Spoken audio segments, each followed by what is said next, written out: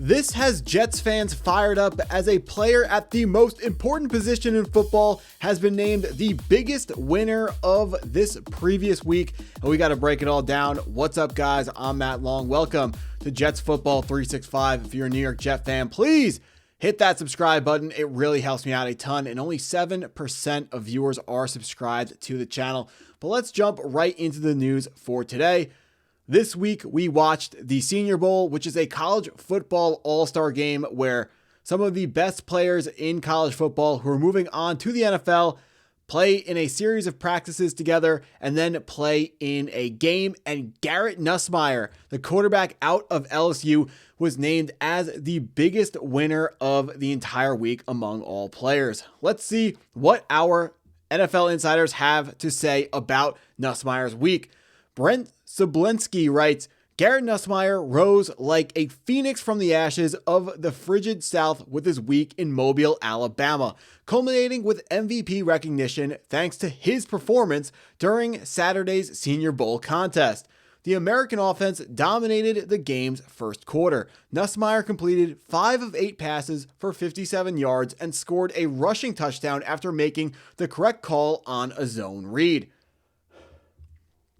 Nussmeier always had the ability and mentality to lead an offense. He shined during the 2024 campaign, but he suffered through an oblique injury this past season while also dealing with the turmoil within the LSU Tigers program.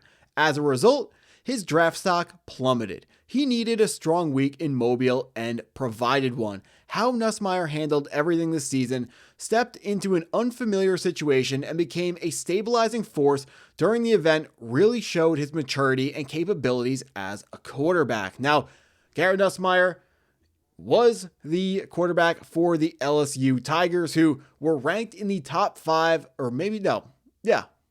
No, they were ranked 9th, I believe, and they beat the 4th-ranked Clemson Tigers week 1 of the college football season. So, top 10 ranked, did not have a good year, but we're going to break down the strengths and weaknesses of Garrett Nussmeier because he is a quarterback who comes from a pro-style system, which means his offensive coordinator calls plays that utilize concepts that you will actually see in the NFL. You may hear about a lot of college quarterbacks come from Mickey Mouse schemes that won't translate to the NFL. That is not the case when it comes to LSU. They use real NFL type of schemes, and that means their quarterbacks are usually more prepared when they get to the NFL because they've already seen a lot of the concepts that other quarterbacks are going to have to learn how to read. Think about Jaden Daniels. He was able to immediately hit the NFL and have great success as a rookie, and a lot of it was because he was already exposed to many of the concepts at the college football level. So now let's talk about the prospect that we have here in Garrett Nussmeier. First, breaking down his measurables, which are a red flag. He stands only 6'1", only 202 pounds. Me personally, if I'm drafting a quarterback, a 6'1" pocket passer is never going to be the pick for me, but there is still more to talk about when it comes to Garrett Nussmeier. He is being currently projected as like a day 2 pick, which means either round 2 or round 3. I would expect him to be drafted late on round 3, even though I myself believe he should be drafted in the 4th round or later. So that would be on day 3. This graphic that we are currently looking at comes from NFL Draft Buzz, who have him ranked as the 3rd ranked quarterback in the draft class. Let's take a look at some of NFL Draft Buzz's strengths for this prospect. Natural arm talent jumps off the tape, consistently generates velocity without straining, as shown on multiple deep shots against UCLA's tough coverage. Now, this is something that I greatly agree with when it comes to Garrett Nussmeier. He does have natural arm talent. He is able to he can make all the throws, meaning he can throw the ball deep enough. He can hit those outbreaking routes with correct timing, which is something that a lot of quarterbacks at the college level struggle with. There are some quarterbacks, even at the NFL level, that because they don't have the proper arm strength, they are forced to, I don't want to say guess, anticipate is the word I'm looking for. They are forced to over-anticipate and get the ball out of their hands earlier than other quarterbacks do. If you look at like Trevor Lawrence, he's able to always put the football on a line, which gives the defense significantly less time to respond to passes. And Garrett Nussmeier has some of that arm talent to put that type of velocity on the football. Shows impressive touch layering passes between defenders. Again, just shows that he is a quarterback who understands how to throw with touch, which means he's able to do something else called layering, which is where you are able to put it over the linebackers, but drop it down before the safeties. It's not going to sail on you and be intercepted by a defensive back. And it's also going to be high enough so it's not intercepted by the linebackers. Something that we should mention about Garrett Nussmeier, this is a very veteran quarterback, someone who has a lot of snaps under his belt. So he is a veteran guy. Also, the son of current Saints offensive coordinator Doug Nussmeier. So he grew up as the son of an NFL offensive coach. Also, another thing that I love about him, if you watched closely to the Senior Bowl and listened, when he gets in the huddle, he commands the huddle. He hears the play call. He doesn't stutter. He knows what he's supposed to tell everyone, and he does have those leadership qualities that you're looking for in your starting quarterback. Next point here, creates throwing lanes under pressure, which is he's able to scramble out of the pocket and find guys open down the field. Quick processor when his first read is available. Burned South Carolina repeatedly on RPOs with rapid decisions. This bullet point doesn't make any sense to me. If your first read is open, how much processing are you really supposed to be doing? I know what a lot of NFL teams do. They do something called splitting the field in half, and they will have a man beating concept on either side of the field, and they will also have a single high beating concept on one side of the field, and then they'll have a single high beater on one side of the field and then a two high safety beater on the other side of the field. So their quarterback is expected to snap the football, read, post snap, are we facing a single high defense or a two high defense? And then you then read the side of the field that corresponds to the side that beats whatever defense that you are currently reading. That might be what they're talking about when he's a quick processor, when his first read is available. But this bullet point surface level just sounds like he's able to quickly process the fact that the first guy that he's looking at on his play is open. Like that surface level, it seems like kind of a stupid bullet point. Like, of course, you're going to be a fast processor if the first guy you're looking at is open. Just throw it to the guy who's open. That's easy. Last one here, displays toughness and grit, fought through a shoulder injury against Oklahoma to lead critical second half scoring drives.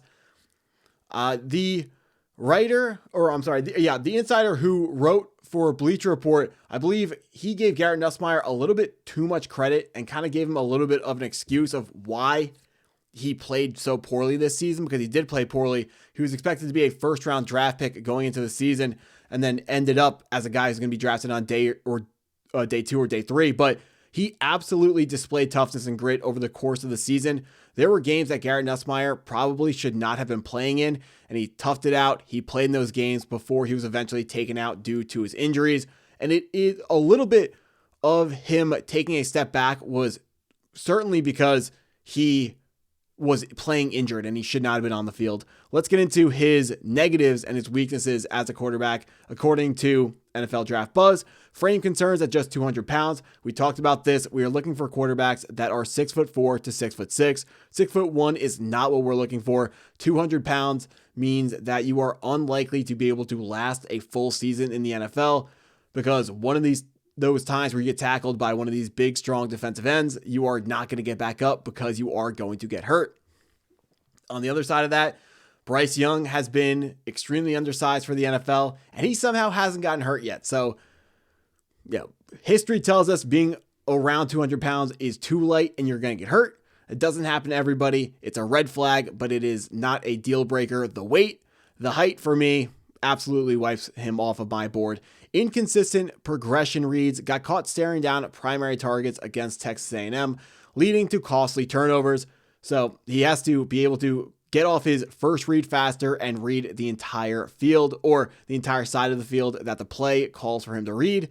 Struggles against disguised coverages. Arkansas and Texas A&M's defensive shifts cause visible confusion. So if he is struggling to read defensive shifts, maybe I thought too deep into that quick processor when his first read is available, and maybe that was just a bad bullet point by this website who wrote this up, but needs to become a better processor, which is pretty clear on tape. If he was a high-level processor with his arm talent, he would probably still be locked into the first round, but he does need some more work there, which is not something that you love to see out of a veteran quarterback. Now, this final bullet point is the number one reason why when I scouted him before I learned of his height, weight, this was my number one reason why I did not want Garrett Nussmeier. Can be over-aggressive hunting big plays, and the killer is the second part of the bullet point.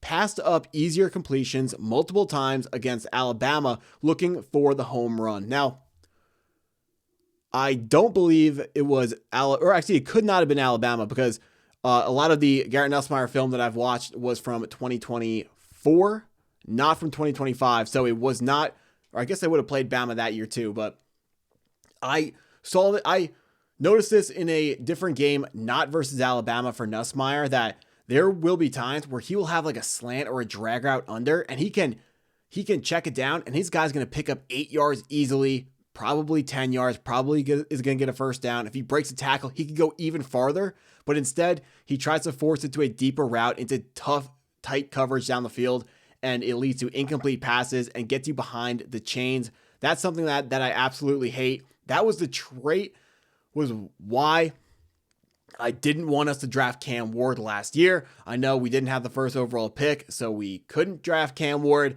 And I know for whatever reason, people think that I change my opinion, and I changed my scout on quarterbacks apparently based on what draft pick we have, as if that matters to me, but apparently it does. So Garrett Nussmeier has to figure out, he has to make sure that he takes what is there. That's why I love Fernando Mendoza. The number one thing I noticed about him was he was willing to take the check down. Garrett Nussmeier has to learn that, has to figure that out into his game. We're going to see how interested the Jets are in this player. It is worth noting that they tweeted out a couple days ago names to watch, and Garrett Nussmeier was on that tweet. So he is a name to watch for the Jets quarterback room in 2026. That's what I got for this video. If you stuck around this long, I appreciate you taking the time to watch the video all the way through. Please hit that like button if you haven't already. Hit the subscribe button if you're new to the channel, and go Jets.